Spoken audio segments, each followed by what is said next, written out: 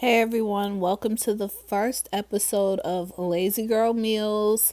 And today I'm making Spanish rice with chicken breast using exactly what's in my pantry and fridge.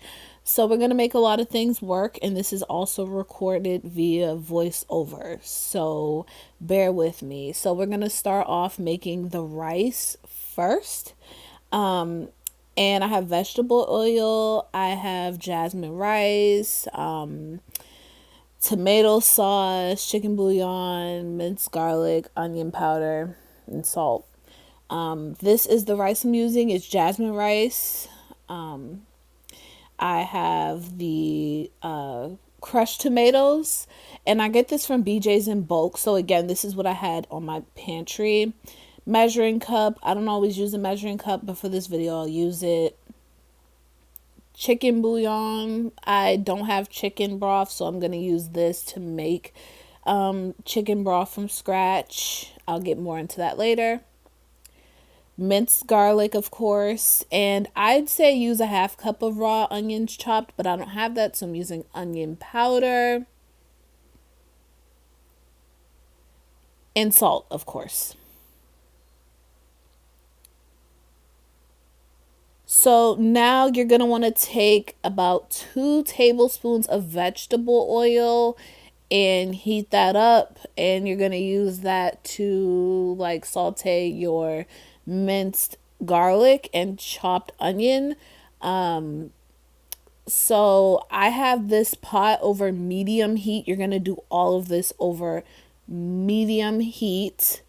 And I mean, normally I can eyeball this, but for the purposes of this video, we are going to use a measuring cup or stick, and it's a 1 tablespoon measuring stick. So I'm going to pour 2 tablespoons worth of vegetable oil.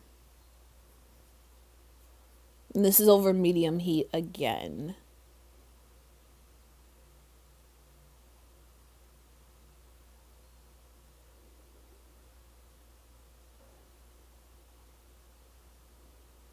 And so from there, we're going to use 3 minced garlic cloves worth of minced garlic. But for me, I'm going to use 4.5 tablespoons of minced garlic. And that's something that I'm doing personally because I know what my family likes.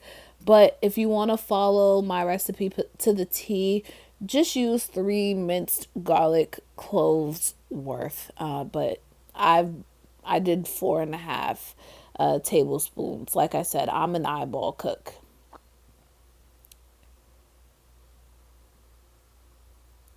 And this is all over medium heat, of course. And you're going to saute that until it's soft. So that'll take about 2 to 3 minutes. You should also be adding in, I'm stirring it, but you should be adding in your half cup of chopped onion. But I don't have that, so I am using onion powder. And I'll use a little bit more further along. But just to start, I'm just going to season that minced garlic with the onion powder. And this is all, again, this is me improvising what's in my pantry. So a lot of people kind of have minced garlic, but not onion powder or onions. So this is kind of relatable, hopefully, maybe. And just stir that. And this is over medium heat. Stir it. You don't want that onion powder to stick to the bottom. You don't want your minced garlic to burn. You just want it to be stirred up enough that it gets soft. You don't want to burn it.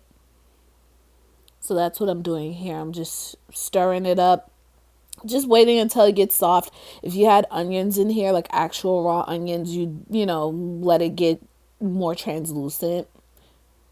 And then you're going to do, once it's soft, use 1.5 cups of white rice, jasmine rice, whatever you have.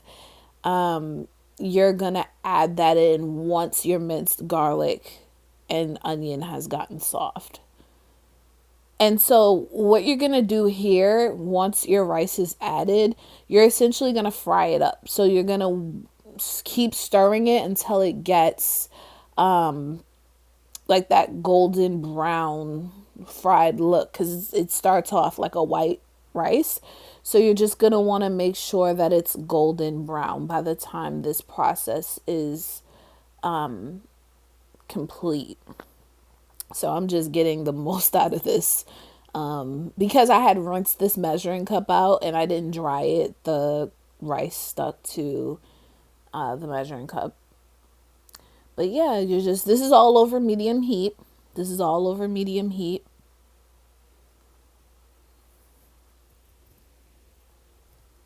And you can, you'll let it kind of sit for a minute, check on it again. Again, you just don't want to let it burn. So I'm just stirring, I'm making sure that I'm making sure it's cooking, but I'm making sure it's not straight burning and sticking to my pot. And please don't get on me about metal on metal. I know I'm using a metal spoon and I'm using a metal pot, and people have feelings about that and whatever, but this is how I cook and this is what I am doing. So yeah, I'm just stirring it up, and you could even see the little time on my oven. This is about 2-3 minutes into the process. I'm just stirring.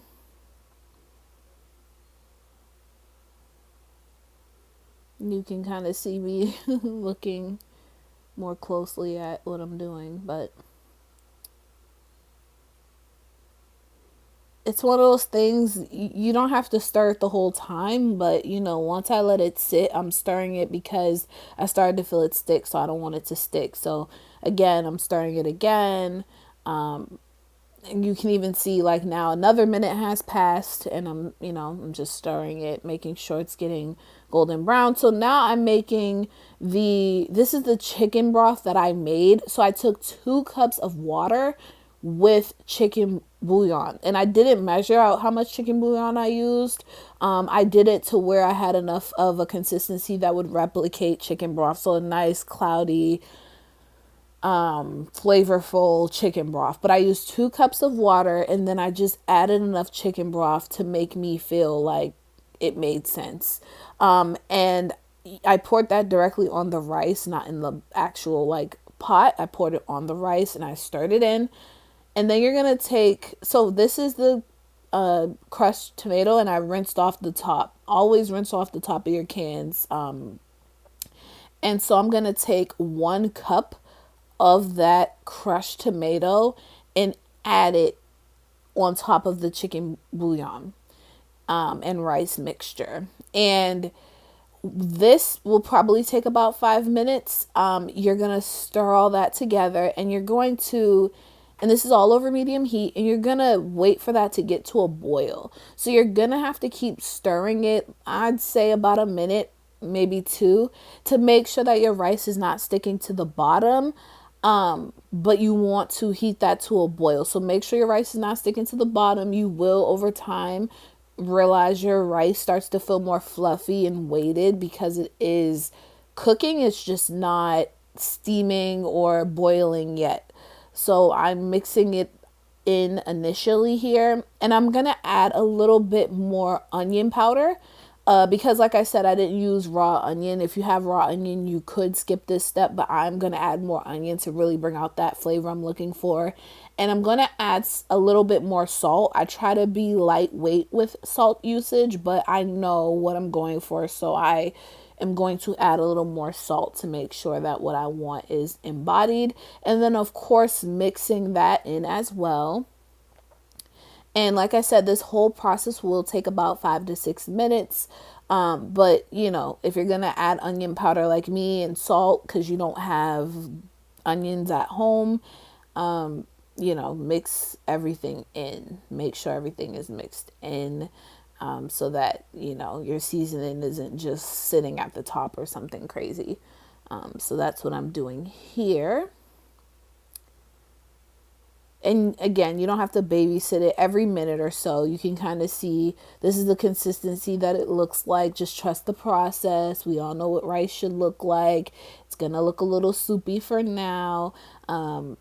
This is after another minute. So I've come back and I'm stirring it. Yeah, I'm just coming back and I'm just stirring it. I'm making sure that it's not sticking. So when I came back, I did notice a difference in fluffiness, and I did notice that there was some sticking to the bottom of that pan. So you've got to check on it every minute or so because it is over medium heat. So it will heat up enough that your rice could stick and you could burn it at the bottom. So you want to check on it every minute. And I noticed here that it was getting thicker. So we're not nearly done, but it was thicker in consistency than even before.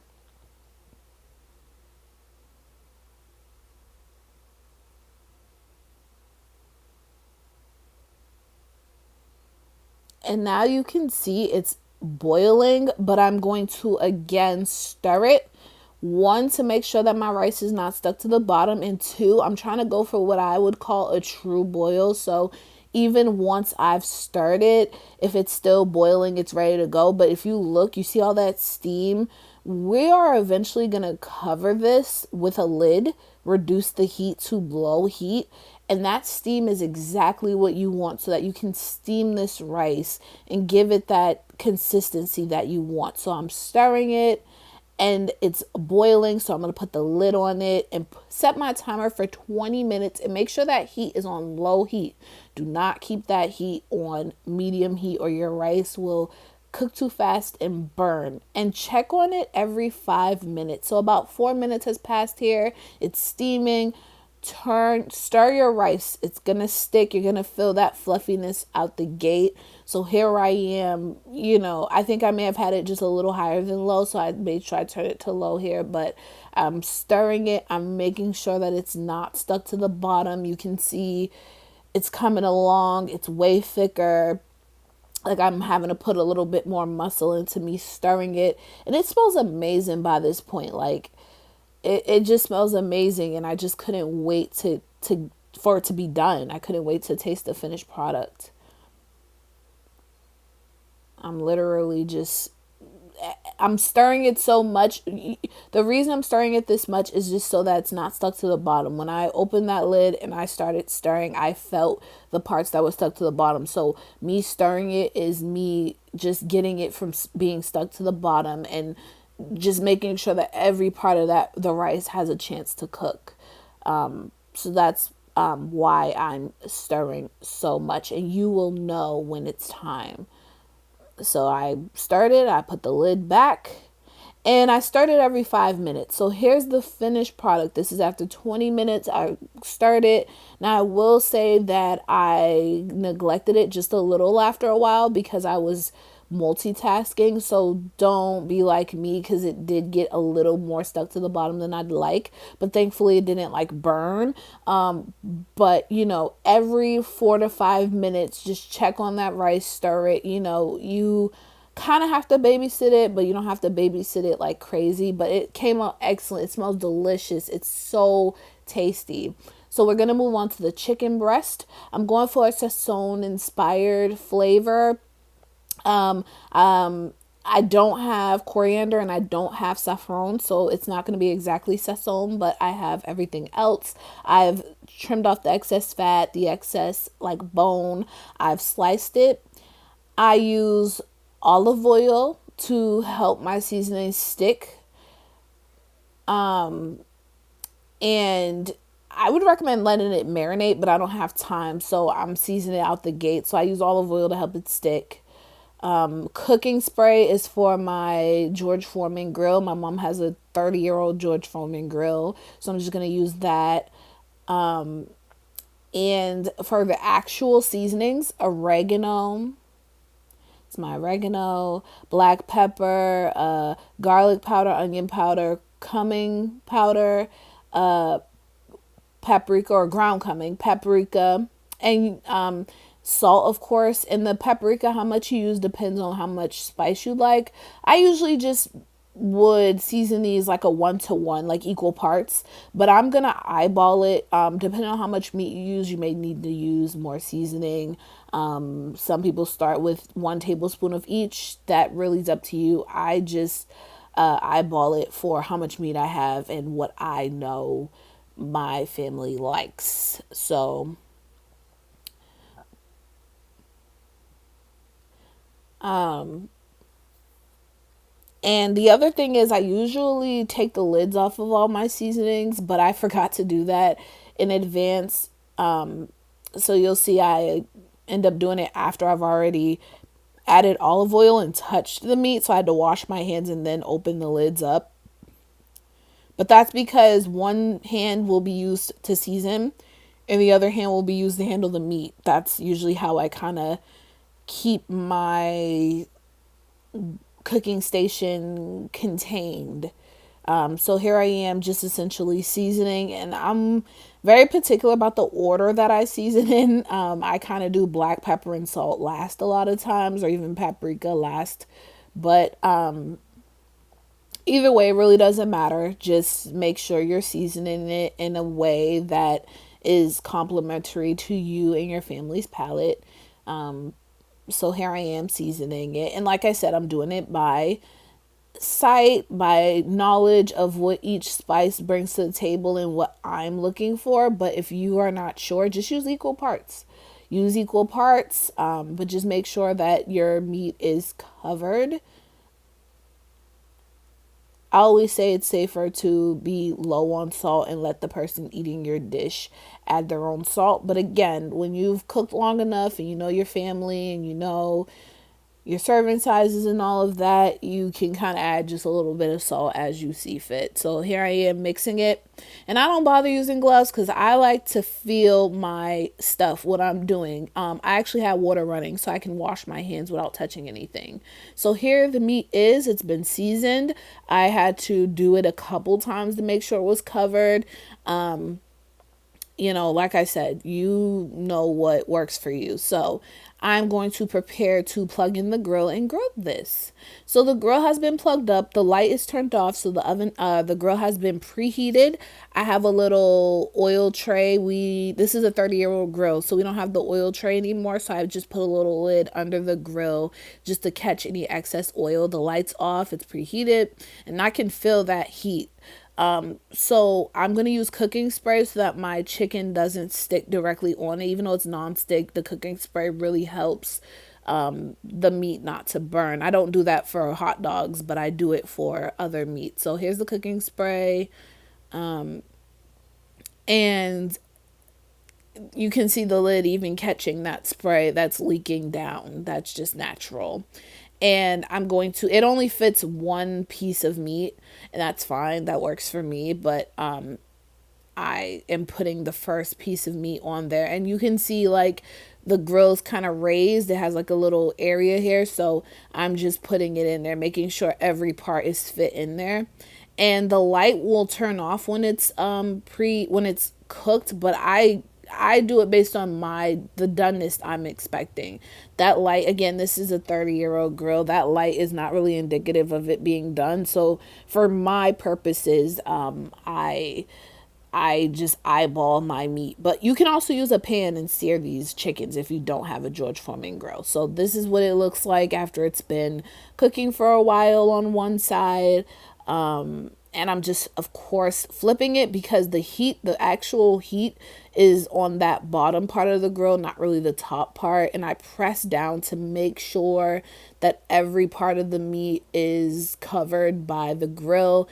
I slice this meat in half myself, so it might not be perfectly straight. So that could mean that the grill is not touching every part of the meat. So I just make sure I'm pressing down so that each part of the meat is touched.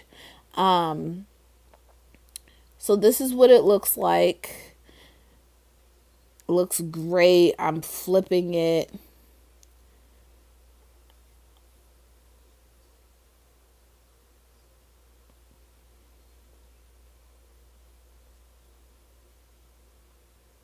And I'm just, I'm pressing down on it again. Just making sure that the meat itself is cooking evenly. Like I said, this is an older grill, so it's not hard to work with. It's actually pretty easy to work with. I just want to make sure my meat is grilled properly. So fast forward, I did the same thing for every piece. This is the outcome. I had a piece.